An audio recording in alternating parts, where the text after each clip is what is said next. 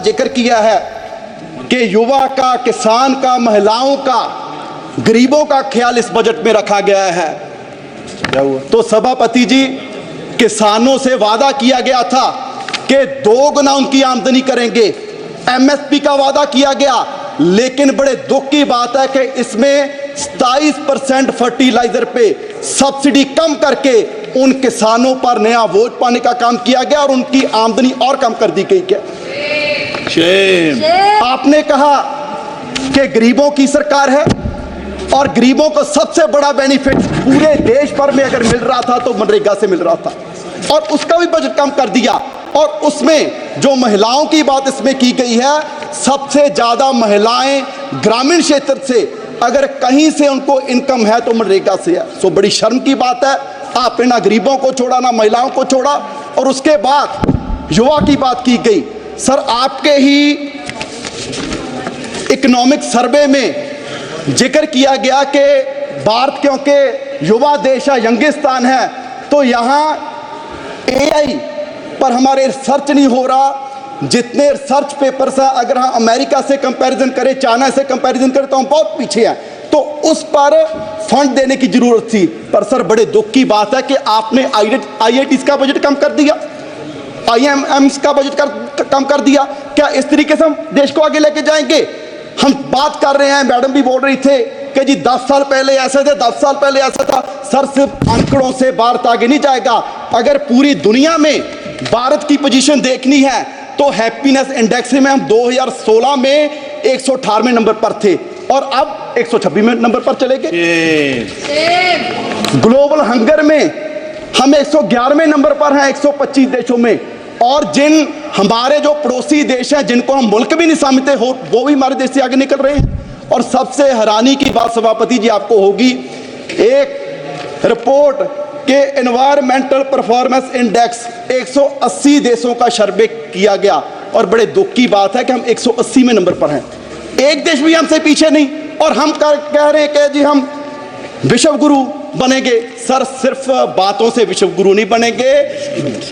पूरे देश के हालात ये हैं कि 140 करोड़ की पॉपुलेशन में सिर्फ 4.25 करोड़ लोग हैं जिनकी सैलरी, जिनकी कमाई महीने की 25,000 से ज्यादा है। आप सोचिए, जिनकी 25,000 से महीने की सैलरी कम है, क्या वो किस तरह का कोई सम्मानजनक जीवन वो व्यतीत कर रहे होंगे?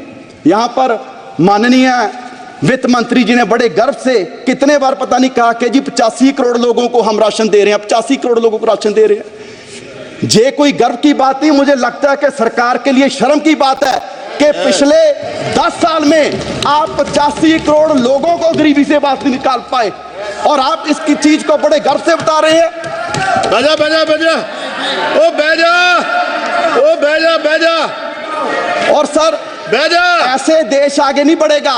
और सर, अगर मैं लास्ट में अपने क्षेत्र पंजाब की बात करूं, क्योंकि सर वैसे तो किसी प्रदेश का ध्यान नहीं रखा गया, अगर मैं पंजाब की बात करूं, सर फ्लड्स के लिए बजट आपने लॉट किया।